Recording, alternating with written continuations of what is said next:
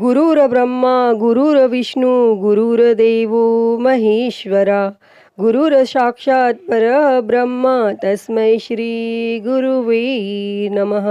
ओम गुरु गुरुवे नमः। प्रिय भक्तजनों, आप सभी को गुरु पूर्णिमा की हार्दिक शुभकामनाएं। महाभारत, 18 पुराण, निवासा तथा ब्रह्म सूत्र जैसे अद्वितीय वैदिक साहित्य दर्शन के रचयिता ऋषि पराशर के पुत्र महर्षि व्यास की गणना भगवान श्री हरि विष्णु जी के 24 अवतारों में की जाती है। महर्षि व्यास जी का जन्म त्रेता युग के अंत में आषाढ़ मास की पूर्णिमा के दिन हुआ था। वह पूरे द्वापर युग तक जीवित रहे हैं। कहा जाता है कि महर्षि व्यास ने कलयुग के शुरू होने पर पृथ्वी से प्रयाण किया। वेद, उपनिषद और पुराणों का वर्णन करने वाले व्यास जी को पूरी मानव जाति का गुरु माना जाता है और उनके सम्मान में ही हर वर्ष आषाढ़ मास की पूर्णिमा को गुरु पूर्णिमा और व्यास पूर्णिमा के रूप में मनाया जाता है। गुरु पूर्णिमा के दिन शिष्य अपने गुरु जी की पूजा करते हैं और उन्हें उपहार देते हैं। बहुत से लोग इस दिन व्यास जी के चित्र का पूजन और उनके द्वारा रचित ग्रंथों का अध्ययन करते हैं। मठों और आश्रमों में लोग ब्रह्मलीन संतों की मूर्ति या समाधि की पूजा करते हैं। प्रिय भक्तजनों, तो आइए सुनते हैं गुरु पूर्णिमा की कथा। पौराणिक कथाओं के अनुसार प्राचीन समय में पराशर मुनि भ्रमण के लिए गए हुए थे। रास्ते में उनकी नजर एक युवती पर पड़ी जिसका नाम सत्यवती था। मछुआरे की पुत्री सत्यवती दिखने में बहुत ही सुंदर और आकर्षक थी, लेकिन उसके शरीर से मछली की गंध आती थी, जिस वजह से उसे मत्स्य गंधा भी कहा जाता था। सत्यवती को देखते ही पराशर मुनि का मन विचलित और व्याकुल हो गया। पराशर मुनि ने सत्यवती को संतान प्रदान करने की इच्छा जताई। तब सत्यवती ने कहा, यह अनैतिक है, लेकिन पराशर ऋषि ने कहा कि जन कल्याण के लिए यह अनिवार्य है। यह संतान दिव्य होगी और सृष्टि में यह महान कार्य करेगा। तब ऐसे में सत्यवती ने महर्षि पराशर के सामने शर्त रखी कि बच्चे के जन्म के बाद वह कुंवारी ही रहेगी तथा उसके शरीर से आने वाली मछली की गंध फूलों की सुगंध में परिवर्तित हो जाएगी। तब ऋषि पराशर ने सत्यवती के शर्तों को स्वीकार कर लिया और उसे तथास्तु कहा और उनके तथास्तु कहते ही सत्यवती के शरीर से आने वाली मछली की गंध समाप्त हो गई और वह मत्स्य गंधा सुगंधा में परिवर्तित हो गई। और समय आने पर सत्यवती के गर्भ से वेदों में पारंगत एक पुत्र हुआ था और जन्म होते ही वह बालक बड़ा हो गया और अपनी माता से बोला, हे माता, जब भी तुम मुझे स्मरण करोगी मैं उपस्थित हो जाऊंगा। और इतना कहकर वह तपस्या करने के लिए द्वैपायन द्वीप चले गए और कठोर तप के कारण उनके शरीर का रंग काला हो गया, जिस कारण उन्हें कृष्ण द्वैपायन कहा जाने लगा। और आगे चलकर वेदों का विभाजन करने के कारण वे वेद व्यास के नाम से विख्यात हुए। और फिर एक दिन राजा शांतनु यमुना नदी के तट पर टहल रहे थे। तभी उन्हें नाव चलाते हुए सत्यवती दिखी और उसके शरीर से आ रही सुगंध ने राजा के मन को मोह लिया और राजा तत्काल ही उसके पिता के पास पहुंच गए और सत्यवती के साथ विवाह की इच्छा जताई। तब सत्यवती के पिता ने राजा शांतनु के सामने शर्त रखी कि मेरी कन्या का पुत्र ही राज्य का उत्तराधिकारी बनेगा, और जिसे राजा शांतनु ने अस्वीकार कर दिया, क्योंकि राज्य का उत्तराधिकारी राजा शांतनु तथा गंगा माता का पुत्र भीष्म था। और जब भीष्म को इस बात का पता चला तो उन्होंने प्रतिज्ञा की कि वह जीवन भर अविवाहित रहेंगे। तब भीष्म की प्रतिज्ञा के बाद सत्यवती का विवाह राजा शांतनु के साथ हुआ। तब राजा शांतनु और सत्यवती के 2 पुत्र हुए, जिनके नाम चित्रांगद और विचित्र वीर्य थे। चित्रांगद और विचित्र वीर्य के बाल्यकाल में ही शांतनु का स्वर्गवास हो गया।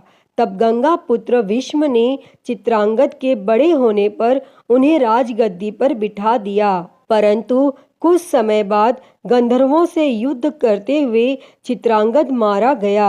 तब इस पर भीष्म ने उनके अनुज विचित्र वीर्य को राज्य का कार्यभार सौंपा और अब भीष्म को विचित्र वीर्य के विवाह की चिंता हुई। और उन्हीं दिनों काशीराज की 3 कन्याओं अंबा, अंबिका और अंबालिका का स्वयंवर था और उनके स्वयंवर में जाकर अकेले ही भीष्म ने वहां आए हुए सभी राजाओं को परास्त कर दिया और तीनों कन्याओं का हरण करके हस्तिनापुर ले आए। तब काशीराज की बड़ी पुत्री अंबा ने भीष्म को बताया कि वह अपना तन मन राजा शाल्व को अर्पित कर चुकी है और उसकी बात सुनकर भीष्म ने उसे राजा शाल्व के पास भिजवा दिया, लेकिन राजा शाल्व ने अंबा को ग्रहण नहीं किया।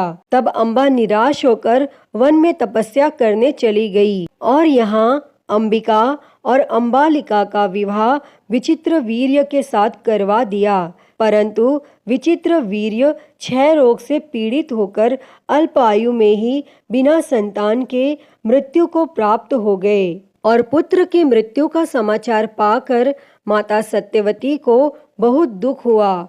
तब दुखी मन से उन्हें अपने पुत्र वेद व्यास का स्मरण हो आया और याद करते ही वेद व्यास जी वहां उपस्थित हो गए। तब सत्यवती उन्हें देखकर बोली, हे पुत्र, तुम्हारे सभी भाई निसंतान ही स्वर्गवासी हो गए हैं। अब मेरे वंश का नाश होने से बचाने के लिए मैं तुम्हें आज्ञा देती हूँ कि उनकी पत्नियों से नियोग द्वारा संतान उत्पन्न करो। तब वेद व्यास जी ने उनकी आज्ञा मानकर बोले, हे माता, आप उन दोनों रानियों से कह दीजिएगा कि वह 1 वर्ष तक नियम व्रत का पालन करें, तभी उनको गर्भ धारण होगा। और 1 वर्ष व्यतीत हो जाने पर वेद व्यास जी सबसे पहले बड़ी रानी अंबिका के पास गए। अंबिका ने उनके तेज से डर कर अपने नेत्र बंद कर लिए। तब वेद व्यास जी लौटकर सत्यवती से बोले, माता, अंबिका का पुत्र बड़ा तेजस्वी होगा, परंतु नेत्र बंद करने के दोष के कारण वह अंधा होगा। तब सत्यवती को यह सुनकर बहुत दुख हुआ और उन्होंने वेद व्यास जी को छोटी रानी अंबालिका के पास भेजा और रानी अंबालिका वेद व्यास को देखकर डर से पीली हो गई। तब उसके कक्ष से लौटने के बाद वेद व्यास जी ने सत्यवती से कहा, हे माता, अंबालिका के गर्भ से रोग से ग्रसित पुत्र होगा। तब इससे माता सत्यवती को और भी दुख हुआ और फिर उन्होंने बड़ी रानी को उन्हें वेद व्यास जी के पास पुनः जाने का आदेश दिया, लेकिन इस बार बड़ी रानी ने स्वयं न जाकर अपनी दासी को वेद व्यास जी के पास भेज दिया और इस बार वेद व्यास जी ने माता सत्यवती के पास आकर कहा कि हे माता, इस दासी के गर्भ से वेद वेदांत में निपुण अत्यंत नीतिवान पुत्र होगा। और इतना कहकर वेद व्यास जी पुनः तपस्या करने के लिए चले गए और समय आने पर अंबिका के गर्भ से धृतराष्ट्र ने जन्म लिया और अंबालिका के गर्भ से रोग से ग्रसित पांडु तथा दासी के गर्भ से धर्मात्मा विदुर का जन्म हुआ था। और आगे चलकर जब धृतराष्ट्र के यहाँ कोई पुत्र नहीं हुआ तो वेद व्यास जी की कृपा से ही उनके यहाँ 100 संतानों ने जन्म लिया और महर्षि वेद व्यास जी के पुत्र महान बाल योगी सुखदेव थे। और सुखदेव के जन्म के बारे में कहा जाता है कि वह 12 वर्ष तक माता के गर्भ में रहे। वह महर्षि वेद व्यास जी के अयोनिज पुत्र थे। एक समय भगवान शिव माता पार्वती को अमर कथा सुना रहे थे और पार्वती जी को कथा सुनते सुनते नींद आ गई और उनके पास बैठे हुए एक शुक ने हुंकारा भरना शुरू कर दिया। और जब भगवान शिव को इस बात का पता चला तो वह शुक को मारने के लिए दौड़े और उसके पीछे अपना त्रिशूल छोड़ा और वह शुक जान बचाने के लिए तीनों लोकों में भागता रहा और भागते भागते व्यास जी के आश्रम में पहुंच गया और सूक्ष्म रूप बनाकर उनकी पत्नी के मुख में घुस गया और वहां उनके गर्भ में ठहर गया। और जब वे 12 वर्ष तक गर्भ से बाहर नहीं आए तब भगवान श्री कृष्ण ने स्वयं आकर शुक को आश्वासन दिया कि बाहर निकलने पर उनके ऊपर माया का प्रभाव नहीं पड़ेगा। तब भगवान श्री कृष्ण के आश्वासन के बाद ही वह गर्भ से बाहर आए और व्यास जी के पुत्र कहलाए। प्रिय भक्तजनों, हमारे शास्त्रों के अनुसार महर्षि व्यास त्रिकालज्ञ थे तथा उन्होंने दिव्य दृष्टि से यह पहले ही जान लिया था कि कलयुग में धर्म क्षीण हो जाएगा और धर्म क्षीण होने के कारण मनुष्य नास्तिक, कर्तव्यहीन और अल्पायु हो जाएंगे और एक विशाल वेद का अध्ययन उनके सामर्थ्य से बाहर हो जाएगा।